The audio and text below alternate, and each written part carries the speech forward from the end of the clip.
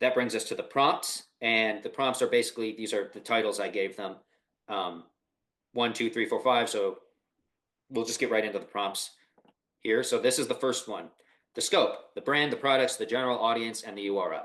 So this right here is basically the exact framework I use to basically set the scope, broadly speaking. So I run a niche / business model brand that sells products for audience. Here's the brand URL. I'll need help with some tasks. Ready? And so this, like I said, it gives ChatGPT the overarching details and sets the scope. It begins to put it into like a box, so to speak, and set context for the next prompt. So I have an example right here. So I run an e-commerce brand that sells health and wellness supplements for people who want to lose weight and improve their health with all natural supplements. Here's the brand, and then you drop the URL in. I'll need help with some tasks. Ready? And ChatGPT will probably be like, yes, I'm ready. What is the first task you need help with? Or something like that. It'll some boilerplate answer like that. But, I know that it's a bit wordy here, but I think this is kind of how I speak to ChatGPT. I will be a little extra wordy in my prompts because I'm just, that's just how I operate. I want to be absolutely sure it has the info that I need it to have. So, I have the word supplements in there twice, but it's no big deal. ChatGPT can grasp the meaning without, you don't always have to like agonize over the exact wording too much. Sometimes you do, but we'll probably see that in some of the breakdowns. But like this right here, this would be enough to kind of set the scope. So that now we go on to prompt 2, and this one is an exact copy and paste. It's just tell me about this brand. So this helps me confirm that ChatGPT knows who the brand is. It's kind of looked at the brand, so to speak, and it'll use that URL that you give it to go to the website and study the brand and analyze it and tell you some stuff about it. So it gives you some info about the brand, and if it'll use the web. It used to just like, it gave me like a bunch of links like to press releases or web pages and just like of a brand and like explaining what it does. Now, however, as you'll see in the pre-completed breakdowns, it actually gave me like who the brand is, the brand's core pillars, the brand's, a broad little bit about the brand's target audience, some of the brand's products, things or services, things like that. So it kind of like gave me most of the info I needed, but the next prompts will still be necessary for like doing a deep dive. But it also does help to confirm just in case there are brands with similar names. So for example, I know of 2 brands called Floof. One sells pet products, like pet health products and grooming products, and another sells kind of like stylish throw pillows and blankets and things like that. They're both called Floof. I think the one that sells pillows is like all caps. It's like Floof, like all caps. But I still don't want ChatGPT to be writing me emails selling pillows and blankets if I'm trying to write emails for a pet health or a pet grooming brand. So it helps you to confirm that you are talking about the right brand. And so going forward, you don't have to like delete the chat and start over or reset everything and, scrap it all and things like that. So it sets up the next prompt quite naturally. Who is the customer? So this is the prompt right here. And I should say this is part 1. There's a different way of doing this prompt that I actually like to do more often in a second, but I've attached a buyer persona for this brand. Please confirm you understand this buyer persona by briefly summarizing it, but do not write any emails yet.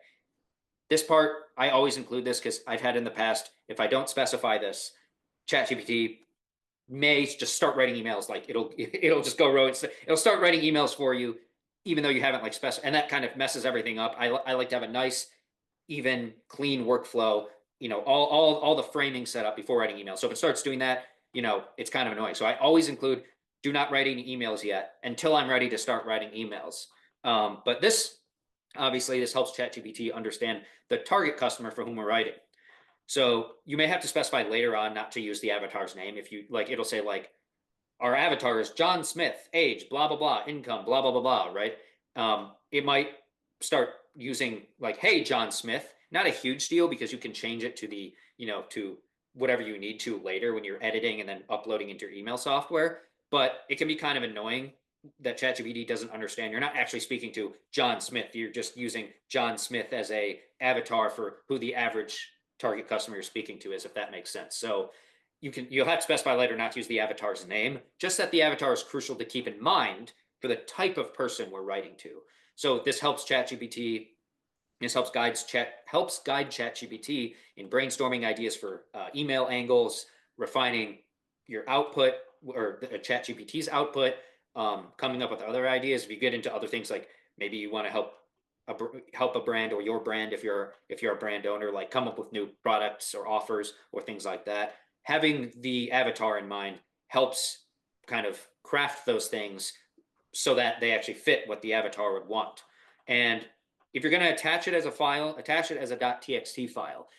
PDFs, ChatGPT, I found is just, there's like more formatting, like technical code stuff in there that just ChatGPT, it messes up ChatGPT's ability to scan a PDF.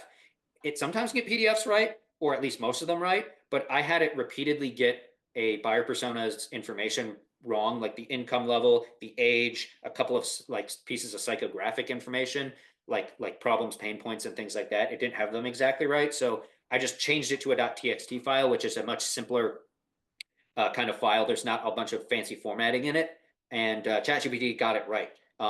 Basically 99% of it right, all the important stuff. However, you can also copy and paste the whole thing in there. It is a bit messier. I don't know if like your buyer persona is like so long that's like 30 pages. I don't know if that's even a thing, but or if you're like doing multiple buyer personas, there may be a point where like you have too long of a character limit and ChatGPT won't accept it. So, but if you have like one buyer persona and it's like, like 150 words or something, I don't know off the top of my head, that works too. It's slightly messier, but it's not a huge deal because once it's in there, it's in there. And pasting in the raw text is the most accurate, or ChatGPT is most accurate with that because there's not like a barrier in terms of it having to scan any files. So the next thing is, like I said, this is part one of this prompt. So if you don't have a buyer persona, part two, give me a buyer persona for this brand. And then demographics, so it knows that those are the demographics: name, age, occupation, income, and core identity. And then who our avatar is, the core burning problem they want to overcome. Or you could, if you want, change it to like the top 5 problems, or top 3 or something like that. It's contextual. Again, you don't have to use these prompts exactly. You can modify them to fit your specific situation, your specific client, your specific brand.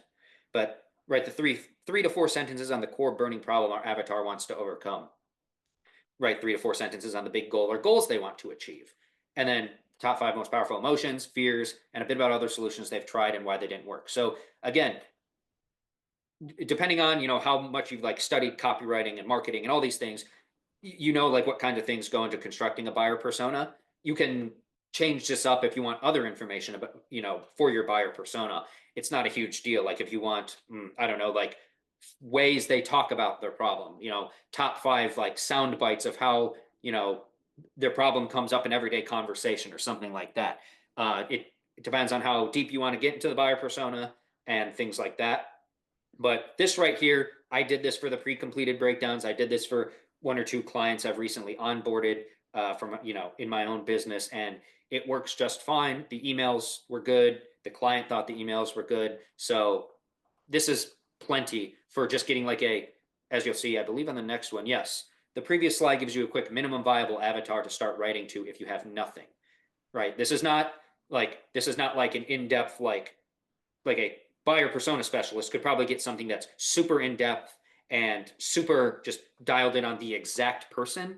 And that's a specialty in and of itself. And I think I know some people who specialize in buyer personas, but this is not that. This is like a minimum viable avatar or persona to start writing to if you have nothing, whether you're a brand who hasn't really done this at all and you don't really want to like go into getting a really deep buyer persona just yet, or you're a copywriter who needs to, get up to speed fast. And the brand itself doesn't have a buyer persona, or you just want to create your own to have like some supplementary information. You can always ask ChatGPT for more as well. Like, what are the top 5 objections to buying? What are the things the customer doesn't want to do? Like, what do they not want to have to do to solve their problems? Like, you'll probably see that in the pre-completed breakdown. I don't want to sit here try to think of an example off the top of my head, but the pre-completed breakdowns do have that, and you'll see some examples. And then market specifics like terminology, like if they talk about their problem a certain way, if they use certain words or certain jargon, if they don't use certain jargon, someone who's like, I don't know if it's like the golf niche, someone who is a complete beginner may not know like what, I don't know, like certain type, like what a hook is. I don't know. I just learned what that is by working with a golf client, like a hook shot or a slice shot. They might not really know what that is. So using that terminology might not be a good idea versus someone who's like an intermediate golfer. They've obviously heard of that. You can use that in your emails without explaining it and trying to define it for the reader. So you might want to work that into to the buyer persona, but you don't have to. It's like, this is one where you have some flexibility because you're building out your buyer persona. You can get as detailed as you need to be. But like I said, I have found that the prompts in the last slide are generally enough to get started, especially when combined with the rest of my framework. On its own, maybe not, but when combined with the rest of these prompts and this process, the little bit of information on the last slide is enough to get kind of a minimum viable persona. Those other things may work better, like I said, if you're working out a complete buyer persona with ChatGPT in a separate chat, or you're actually working it out with other people in your company, or like if you're the copywriter and you're working with the client on it or things like that. But that's outside the scope of this. So we're going to go on to prompt 4 here. And this one is where we start to dial in the voice and the tone. So I've attached some example emails. Do not copy the content of those emails. Instead, I want you to emulate the writing style of those emails when we write new emails. Do you understand?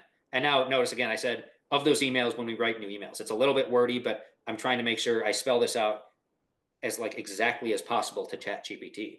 So, and then when I always ask, do you understand? You're talking to it. So you want to ask like, do you understand? So it confirms. It's kind of like, you're working back and forth with it. So again, you want to attach this you either want to attach it as a .txt file so it can read it better than if it were a PDF. And, there's fewer formatting and other technical issues that stop it. Or you can, maybe I say it on the next slide, but you can also copy and paste it. You could copy and paste. Oh yeah, that's what the next slide is. I'm getting ahead of myself here.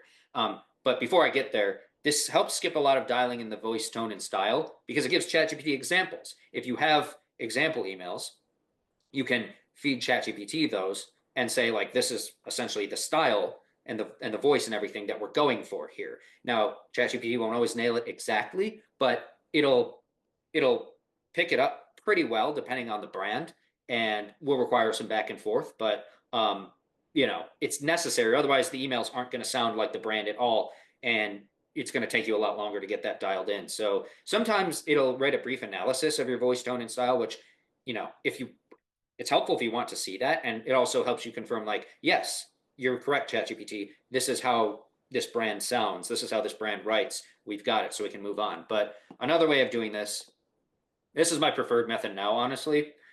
It is a little messier because you don't just drag files in. You copy and paste emails in. So you have to like go to a Google Doc and highlight, copy, paste it over. But it's a little more accurate. And the prompt I use is, here are example emails from the brand, and then email or emails. You just copy and paste the email or emails. And then do not copy the content of this email or these emails. I usually provide it 3 just so it has more context, right? If you give it more material, it'll be better dialed in. And then I say, instead, I want you to emulate the writing style of this email. Well, I guess you get both, you get singular and plural, but of this email or these emails when we write new emails. Do you understand? And then, like I said, copy paste the email to ChatGPT. ChatGPT you might read it just a little bit better than .txt because it's not trying to scan a file. It's just scanning the raw text you give it. So it's not a huge deal. It is a tiny bit messier. You do have to like go back and forth, copy paste, and then tell it like, hey, these don't emulate or don't copy the content, emulate the writing style only. So it's a tiny bit messier in this specific prompt. But once you hit enter and ChatGPT confirms that it understands, you don't have to worry about it being a little messier anymore because it'll be in the chat history. And if that sounds a little abstract, you'll see what I mean when we get to these breakdowns and live writing and whatnot. So here's one last little optional bit of voice, tone, and style stuff. If you have any more guidance, you can just say, here's some more voice/tone/style guidance for brand. And then you just, like if you're a copywriter and the client has given you the like, hey, we want our emails to sound like this or that, you can just like grab that, copy and paste that bit from the client and drop it in ChatGPT. And there you go. Or if they have like a voice slash tone slash style like document or something, this gives it a little more context, especially if past emails weren't like perfect. You can give it a little more context. You can also later on, I've had to do this before where it didn't get the voice exactly right, and I said, hey, this is close but not quite there. We need to sound a bit more punchy and but casual and cool and confident and laid back. And I think it said like it needs to sound a slight bit more like cowboy kind of for the specific brand I was working with, and then that helped ChatGPT dial in. But I only got to that after I think getting it to write like the first email and kind of refining and going through and seeing what worked and whatnot. But another note here is, again, I know a guy who is like the premier brand voice expert. He has whole programs on this. His, brands work with him explicitly to dial in just their brand voice and get that exactly right. This is not going to be at the level of that, obviously, but this is still it's a minimum viable kind of voice tone style kind of thing. It gets you up to speed so that you can start. Yes, Justin Blackman, correct. Great dude. But this is just to kind of get you up to speed. If the brand's already emailing, this helps you just get up to speed and just kind of sound like them. And it's not you go to someone like Justin if you want to actually create the optimal brand voice and all that stuff. But this is just kind of like to get up to speed and make it sound like the brand and make it sound like a person writing to another person essentially. So yeah, this prompt is this prompt is very important because otherwise the email is not really going to sound like the brand at all. So finally, we're on to the last prompt, and that's readying ChatGPT to write. So our job here is to write emails to sell brands products. I'll tell you each email broadcast or sequence to write and ask for help. Ready? And again, that's just this sentence right here.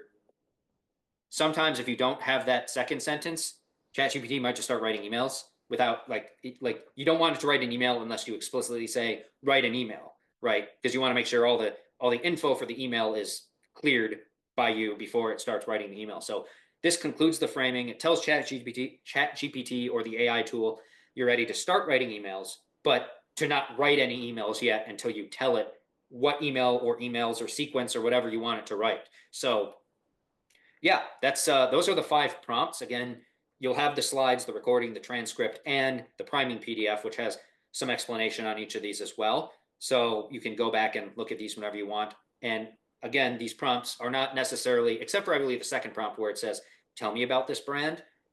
I think all of these prompts, you don't copy and paste them exactly. You will have to fill in things like, this, you'll have to fill it in with the brand name. You may have to reword some of the peripheral stuff, especially if you let me jump back here real quick to, here we go. This one, you'll see in the pre-completed breakdown and probably in the live writing too. You may have to, it's not just, this is more of a framework. It's not just, I run brand that sells product for audience. You might have to say that helps audience solve problem XYZ so that they can blah, blah, blah, blah, blah, right? Like you might have to reword it, but the general thinking is there. It's setting the scope. So that one will require a little more rewriting, but let's see if I can get back to, there we go. So yeah, that concludes the prompts that I use. So pardon the scrunched bullets here a little bit, but I wanted to get some examples for each of these. Some other contextual prompting, as I like to call it. This stuff is also going to be in that priming PDF with more detail. But for one, product descriptions. Describe it or copy and paste it in. I do this fairly often just to get it up to speed on products. And so it knows what the product's features are. And so if I need to, I can work with ChatGPT back and forth to be like, hey, based on these features, don't you think it would offer, this benefit? Don't you think it'd be better than competitors because X, Y, Z? So again, you're going back and forth with ChatGPT kind of as an assistant. But some examples are for like a physical product brand. Here's our main product's description. You just copy and paste it. I've also attached some product images. Don't write an email yet. Does this make sense? So again, don't write an email yet. I'm just trying to confirm things here that, you understand what this product is and you can see it. Does this make sense? And then it confirms that it makes sense. And yes, you can attach product images. I've done that before for brands, and ChatGPT can tell.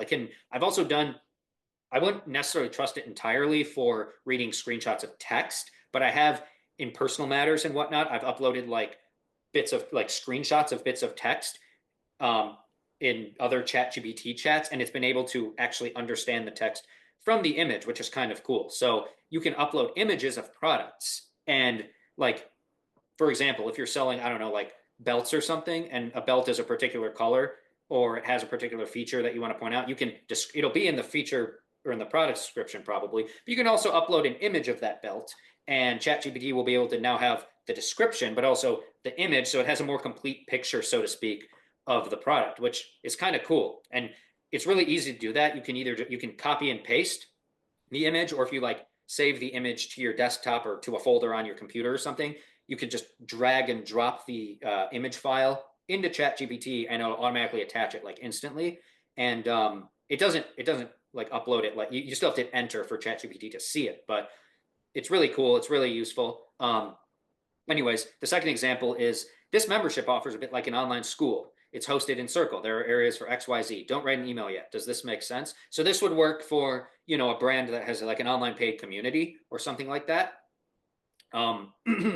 You're, again, it's not going to be able to see maybe images. I don't know if you'd want to upload like images of a members area of a paid online community necessarily, but if you can describe it and you can just say like what's in it, ChatGPT can at least better understand, and then any gaps in hard details like what those areas are, or like people within the members area, you can work that out in later emails where it would be relevant. Like if someone just posted a win in your share your wins section of your online community, you can be like, hey, this person just posted a cool win. I think this would be a great email, a great testimonial email or something like that. I've done that with brands before, and ChatGPT understands that this is like a recent win and we can use it for an email and whatnot. So next we have simple research / questions. So I may ask questions about product or niche relevant to emails, so we can come with new angle ideas for emails. Does this make sense? So I use this in like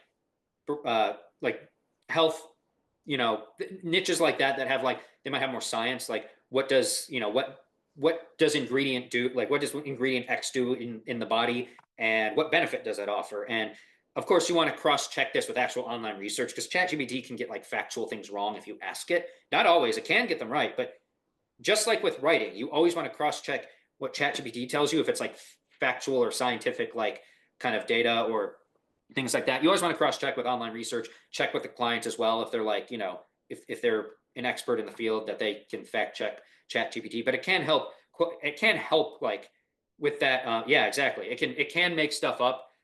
It seems to be a little better at not making stuff up, as you'll see in a pre-completed breakdown, but it can make stuff up. So always cross-check anything that is like sciencey or data or statistics or facts. Always cross-check those with the client and with your own independent research and whatnot. But I did this for a supplement brand, and it helped me it was something I kind of knew, but I wanted to kind of iron out.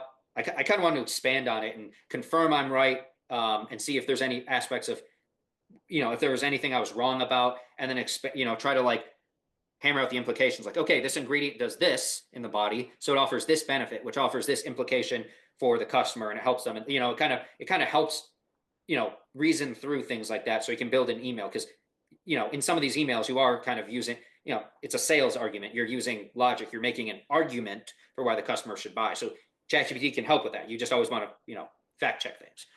I also say things like, I might also phrase it like, note, I may ask questions intermittently about nutrition / supplements that may be relevant to emails, try and come up with new email angle ideas. Does this make sense? So this just, ChatGPT will be like, sure, I'm happy to answer questions so he can write better, more informed emails or something like that. Or sorry, this is actually a specific example. Basically what I was talking about, I believe that this is just a specific example of this. So, it knows now if I ask like, what does this ingredient do? Or, how much, maybe it's like, isn't it true that you need, or how much, what's the common recommendation? Is it for bodybuilders to put on muscle or whatever? It's 1 gram of protein per, pound of body weight, right? Or something like that. And you can, ChatGPT can help you answer that question. Again, you cross-check that. I know that off the top of my head because that's an interest of mine, but ChatGPT can help you with things like that. So email theme rotation. So if you have a brand that hits like a certain, like they have a regular cadence, like 3 to 4 email, let's say they do Monday, Wednesday, Friday, and Monday they do emails. I love to use a health supplement example because it's kind of it's the thing I know best. But Monday they do weight loss. Wednesday they do energy. Friday they do sleep. Every single week, that's kind of like their content calendar is structured that way. You can tell ChatGPT like each one of our broadcast emails hits one of X themes. So in this case, 3 themes: weight loss, energy, and sleep. Weight loss on Monday, energy on Wednesday, sleep on Friday. Does this make sense? And this just gives ChatGPT more context. So you'll be like, next we have a weight loss email.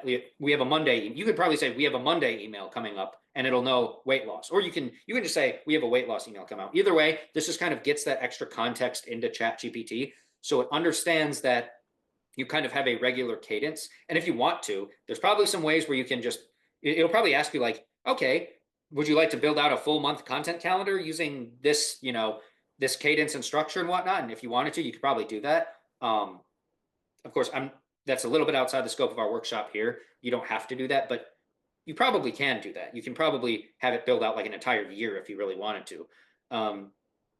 Although that might take up a lot of space in ChatGPT, it might take a while. But another example is every Monday, client releases a new YouTube video. We must write emails that push to this video. Do you understand? And so this, again, it tells it, hey, if you say, okay, next we have a new YouTube email to write, it'll know what you're talking about. You're writing a teaser email that gets the reader's attention and gets their curiosity going and gets them to want to click through to watch the video. This kind of gives it more context. Remember, the more context you give it, if it has all the context that you as the copywriter has, then it'll be able to write better and get closer to nailing the email every time, or at least have something that you can refine and edit and get done pretty quickly. And then finally, we have subject lines here. So this ChatGPT is pretty good at subject lines. We just give it a few guardrails, like character limits, instruct it to use curiosity, tell it to use sentence case or title case. Title case, if you don't know, is when every first letter of every first word is uppercase. It looks a little more like marketing-y and salesy, where sentence case is where only, it's like a sentence. The first letter of the first word only is capitalized. So you can tell like, hey, our subject lines are supposed to be sentence case. Please try again with sentence case or something like that. So an example here would be, please limit SL's subject lines. And you can tell it SL is short for subject line, and you can just say SL in the future. Although I think it'll figure that out on its own, but you can say, please limit subject lines, and then parentheses, SL's for short. And then in the future, you can just say, we need 10 more SL ideas, and it'll know what you're talking about. But please limit SLs to 40 characters and use curiosity to get the reader to open. It is kind of vague, but from that kind of gets it started. From there, you can actually tell ChatGPT to like, hey, these sound weird, and then give it an example of it sounding weird. I actually did that in one of the pre-completed breakdowns, and miraculously, ChatGPT stopped doing these weird, incomplete sounding subject lines, and then started doing subject lines that sound a lot more like a direct response style email copywriting subject line that any email copywriter would look at and be like, yeah, that's a decent subject line. So yeah, also you can ask ChatGPT to brainstorm many subject lines and preview texts if needed. You can be like, hey, give me, if it'll probably give you a subject line or preview text automatically when it writes the email for you, but it may or may not, depending on how much you've worked back and forth with ChatGPT, be a good one. So if it is, you can just use it or refine it or whatever. That's up to you. Again, you are the creative brain here. It's up to you to decide what subject line you want to use. But you can ask it to brainstorm, like say, give me 10 more subject lines in preview text and make sure they use curiosity, or make sure they do curiosity plus benefit or something like this. And it'll give you 10 subject line ideas in a list, 10 preview text ideas in a list. If they sound good, you can use them, or you can take inspiration. You can take one and maybe change the wording around, or take the general angle of one and like change the wording or something like that. But very useful for that. I don't know if I say it in another slide, but nope, here. It's not on the slide, but little bonus here. For SMSs, if you do SMS marketing, since SMSs, generally speaking, like if you want to use just like, what is it, like one SMS credit or whatever, it has to be like a certain character length. It's like 100 something characters in Klaviyo, I don't know. But you can just have ChatGPT, because those are so short, yes, 160. And that'll probably include like the link too, and like the brand name and the press stop to opt out and stuff. So the actual copy itself will probably be shorter than that, but 160 is the limit. So you'll probably, you'll figure it out, and then you can be like, hey, we also need to do SMSs. Our SMSs must be the copy itself, excluding the opt-out copy, the brand copy, and the CTA link must be no longer than 100 characters or something. So you set the guardrails, and then you can go, please give me 30 SMSs or 5 SMSs for a variety of different angles, this angle, that angle, blah, blah, blah. Like, it'll give you, I've done this before for a brand, and it gave me like 30 or 40 SMSs. I just threw those in a Google Doc, and then I had an entire like bank of SMS ideas. I think it was like 3 months worth of SMSs, because they did SMSs like maybe 2 times a week or something. And so I had enough SMSs to last me 3 months without having to actually, like, I still had to go through and think, okay, what would make sense based on their calendar here and based on what products they're promoting this week or this time of the week. But I had them there already. I could just copy and paste them in or refine them if needed. I didn't have to go back and forth with ChatGPT every single time for every single new SMS. So if you want, you can generate a zillion SMSs up front, and then you just have those. So that's a little bonus tidbit. I think that's in the priming PDF too. I think I talk about that in there. But yeah, few common issues that you may run into. Too wordy. Yeah, give a character a word limit. So keep SMS 104 characters or 100 characters or however many characters it is. Klaviyo, for example, will tell you like the character count you have right now, and it'll show you like how many more until you bleed over into using extra SMS credits. So you can use that to find out, okay, what's the maximum length our actual creative copy in the SMS can be. And then you just tell ChatGPT, keep it like maximum of that many characters or shorter, excluding the CTA link. You want to say that because otherwise ChatGPT will include the CTA link. So you want to say, excluding the CTA link, keep it under this much. You can also refine an email yourself. I have an example of that coming up, but you can refine an email yourself based on, your knowledge as a copywriter, or even just a reader who's like, yeah, this sounds wordy, pardon me, and use it as an example. You can paste it back into ChatGPT and be like, here's my refined version of what you did. And then you paste it in there, and then you, in the same prompt, write, or in that same prompt, you write, do you see what, you'll see, I said, thoughts, does any part sound disjointed? And did you see the changes I made here? Or do you understand the changes I made here and why I made them? And ChatGPT will reason through that. And sometimes it won't always like completely adapt, even though you tell it to adapt to that. Sometimes it won't, sometimes it will. But you can use that to dial in the wordiness, because sometimes, depending on if you like give it a framework that's too rigid, like an email framework that's too rigid, it may put extra copy that's not there in an attempt to adhere to the framework you gave it. So you can refine emails yourself and tell it to stop doing that. Too many dashes. On LinkedIn, this is a big topic recently. Everyone was talking about M dashes and making their funny posts. I'm just gonna be like, ChatGPT does too. Like, M dashes are fine. Like, there's people who have lots of weird hangups in sales copy. Like, you'll learn like where they fit in. There's places where there are natural pauses, but ChatGPT does way too many of them if you don't tell it not to. It'll have like, you'll see. I had to tell ChatGPT, it had an M dash in a listicle style email. I had it like an M dash in every list item, not like the list item M dash the description. It was like in the description of the list item, there was an M dash, every single one. And then the segue to the call to action also had, a M dash is like I can't think of what the grammatical term is, but it's like where it inserts like a parenthetical thought, but with M dashes. It had so many M dashes, so I had to tell it to stop, use fewer M dashes. Please use fewer M dashes going forward. And you can also say, like, if there are spots where there might be these M dash pauses, try to alter the sentences so that it flows naturally using a period or a comma or something else. Because M dashes are fine when used, not overused. Like, you can use them, but you don't want them every sentence. But ChatGPT will do that. So you might want to coach it to use fewer M dashes, but it just loves to use them. So yeah. If it's too generic, or if it doesn't sound like the brand, re-emphasize the voice, tone, and style.